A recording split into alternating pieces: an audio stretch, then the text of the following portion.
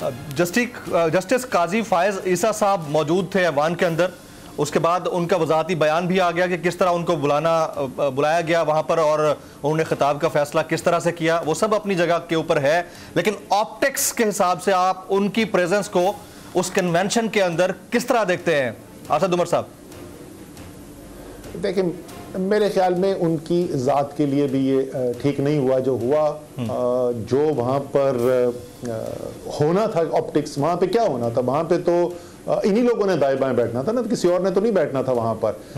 और वहाँ पर जाना और स्पीकर साहब ने उनको बोल दिया कि नहीं जी हम सिर्फ आइन की बात करेंगे, सारे सियासतदान बैठे हुए हों, इतनी शदीद सियासी कशीदगी हो, आइन तोड़ने तक बात पहुंची भी हो। वही पार्लियामान जिसने 2 दिन पहले एलानिया ये कहा कि हम सुप्रीम कोर्ट के फैसले नहीं करते, तो आप क्या एक्सपेक्ट कर रहे हैं कि वहाँ पर और क्या होगा? तो अगर ना जाते तो यकीनन मेरे ख्याल में सुप्रीम कोर्ट के वकार के लिए भी बेहतर होता और उनके अपने लिए भी बेहतर होता। वो आने वाले चीफ जस्टिस हैं पाकिस्तान के और उनकी एक इज्जत और एहतराम होना चाहिए माशरे के अंदर। और कल जो उन्होंने फैसला किया उससे उनके इज्जत और एहतराम के अंदर इजाफा नहीं बल्कि कमी हुई। सुप्रीम जुडिशल काउंसिल में उनके खिलाफ बाज़ाब्ता रेफरेंस भी दायर कर दिया गया है। गुजरांवाला डिस्ट्रिक्ट बार के सदर ने यह रेफरेंस दायर किया है और उनकी वहां पर प्रेजेंस को बाकायदा जवाब बनाकर यह रेफरेंस दायर किया गया है। इसके ऊपर आप कमेंट करना चाहेंगे, फिर मैं आगे पॉलिटिकल सवाल करूंगा आपसे। देखिए, वो तो कानूनी तौर पे उसके अंदर कोई गलती थी या नहीं थी, ये तो सुप्रीम कोर्ट के जजेस जो हैं वही बता सकते हैं। मैं तो कानून का माहिर नहीं हूँ, मैं तो सिर्फ एक आम शहरी की नज़र से, एक सियासत का तालिब इल्म होने की नज़र से मैं ये बोल सकता हूँ कि उन्होंने जो फैसला किया न वो फैसला पाकिस्तान की अदलिया के वकार के लिए अच्छा फैसला था, ना उनकी अपनी ज़ात के लिए एक अच्छा फैसला था। असद उमर साहब, हुकूमत से कोई बैकडोर राब्ता है या ओपन एंडेड कोई राब्ता मुज़ाकरात इलेक्शन के फ्रेमवर्क के ऊपर? नहीं जी, कोई बैकडोर तो मुज़ाकरात वैसे नहीं होने चाहिए। जो कभी होना चाहिए, जो अगर मुज़ाकरात कभी हुए तो वो मुज़ाकरात जो हैं वो सबके सामने होने चाहिए। हम सब जो हैं वो अवाम को जवाबदेह हैं और कोई ऐसी बंद कमरे के अंदर बातें नहीं होनी चाहिए, डील्स नहीं होनी चाहिए जिसका पाकिस्तान के अवाम को ना पता हो। हमारी पोजीशन बड़ी वाज़ेह है, हम ये पोजीशन बार बार दोहरा चुके हैं। पाकिस्तान के लिए इस शदीद तरीन बहरान से निकलने का ज़रिया जो है वो एक नए इलेक्शन है और उस इलेक्शन के लिए हम हुकूमत के साथ बिल्कुल बातचीत करने को तैयार हैं।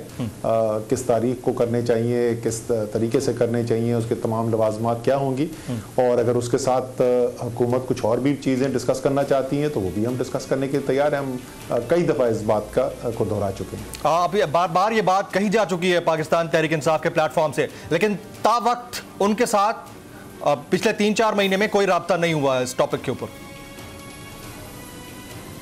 कोई ऐसी मुज़ाकरात नहीं है। राइट। और अगर आप मुज़ाकरात करना चाहेंगे तो आपकी प्रायोरिटी क्या होगी?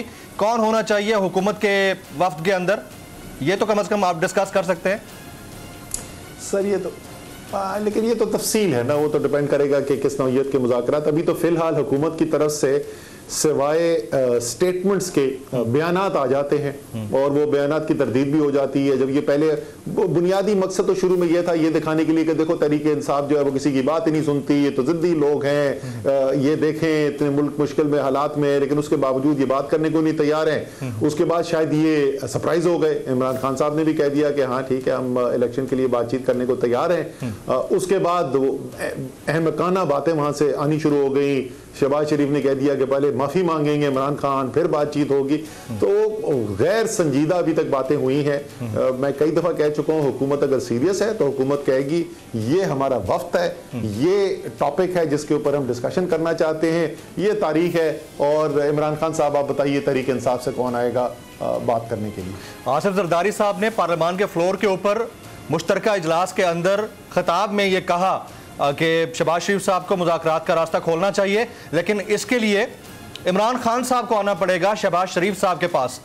तो ये क्लियर कट मैसेज था कि पहल आप लोग करेंगे तो ही बात आगे बढ़ेगी। इस पे क्या कहेंगे आप? सर ये कभी भी ना पाकिस्तान की सियासी तारीख को उठा के देखें और ना जो जमहूरियत की मंतक है उसके मुताबिक ये बात दुरुस्त बनती है। पहला वाला हिस्सा तो उनका हमें वेलकम ही करना चाहिए, ठीक कहा उन्होंने कि मुज़ाकरात के ज़रिए को हल निकालना चाहिए इसका, लेकिन हमेशा इनिशिएटिव जो है वो हुकूमत लेती है। इस वक्त ऐवान में वो बैठे हुए हैं, हुकूमत के ओहदों पर वो बैठे हुए हैं, आखिर में लीगल फैसले, कानूनी फैसले तो उन्होंने करने हैं ना, सिवाय पंजाब और केपी के इलेक्शन के जहाँ पर फैसला हो चुका है, वो तो अब अदालत के हाथ में उसका कंट्रोल, लेकिन बाकी जो इलेक्शंस हैं वो तो इन्होंने फैसले करने। तो इसलिए ये बिल्कुल गैर मंतकी बात है कि इमरान खान साहब जो हैं या तहरीक इंसाफ चल के पहुंच जाए वहां पे कि जी हमने बात करनी है, दरवाजा खटखटा रहे हैं, हाँ जी कोई है अंदर जो बात करने को तैयार हो। ऐसा नहीं होगा। पहल जो है वो ज़ाहिर है हुकूमत ही करेगी, वो कहेंगे कि बातचीत करने को तैयार हैं, और जैसे मैंने कहा सिर्फ ये कहना कि बातचीत करने को तैयार हैं, तो बातचीत करने का तरीक़ेकार जो जैसे मैंने कहा, किस तारीख को बातचीत करनी है, कौन उनकी तरफ से बातचीत करेगा, क्या टॉपिक्स हैं जिनके ऊपर बातचीत होनी है, ये है संजीदा ऑफर।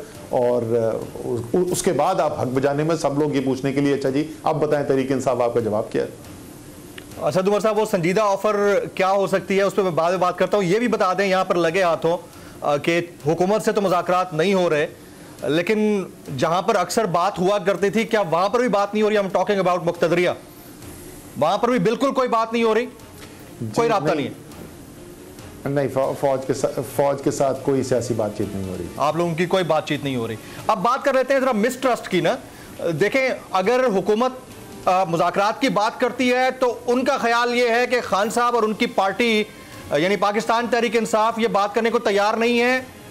हमें कहते जरूर हैं लेकिन बाद में इनके एक्शन कुछ और होते हैं। आप लोगों की तरफ से भी यही कहा जाता है कि हुकूमत बात करने की बात तो करती है लेकिन अगले दिन हमारी गिरफ्तारियां शुरू हो जाती हैं। तो ऐसी कौन सी शख्सियत होगी जिसके ऊपर ट्रस्ट होगा पाकिस्तान तहरीक इंसाफ के सेक्रेटरी जनरल को कि ये वाला शख्स होगा अगर पीडीएम की इत्तेहादी हुकूमत से तो उसके साथ हम बात करने को तैयार हो जाएंगे? अच्छा, हम तो जो है पहले भी जैसे मैंने कहा कि ये कह चुके हैं, तो अभी तक तो हमारा किसी ने टेस्ट नहीं किया कि हम उसके बाद उससे पीछे हटते हैं या नहीं हटते। लेकिन ये बात जो है चीफ जस्टिस ऑफ पाकिस्तान ने जब हियरिंग चल रही थी तो उन्होंने एक से ज्यादा दफा इस बात को दोहराया। उन्होंने कहा कि बेहतर ये है कि सियासी पार्टियां आपस में बैठ के और वो तय कर ले।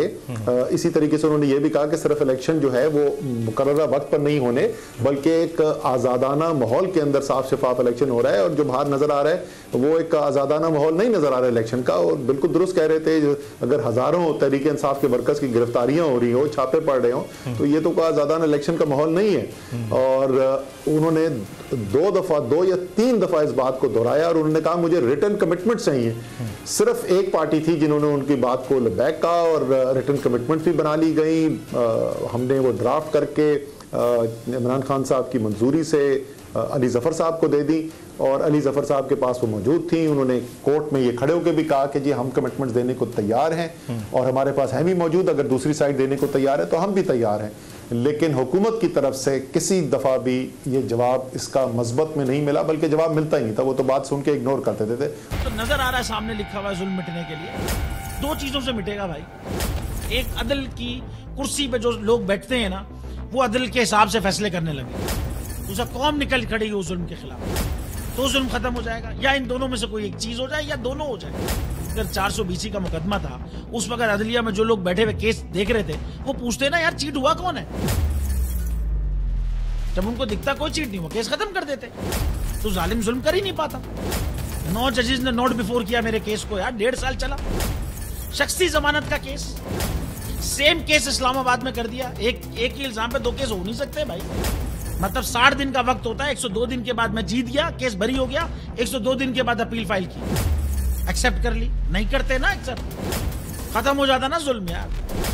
भरी अदालत में मुझे बरी कर दिया, फिर पता नहीं क्या हुआ 2.5 घंटे बाद का नोट बिफोर, मैं नहीं सुनता ये केस, खड़े रहते अपने फैसले पे, मिट जाता जुल्म। अल्लाह ताला ने बिठाया इन कुर्सियों पे इनको यार, ये अल्लाह ताला की तरफ से फैसले करने हैं। तो या तो ये फैसले आएंगे जुल्म मिट जाएगा, या कौम खड़ी हो जाएगी जुल्म के खिलाफ।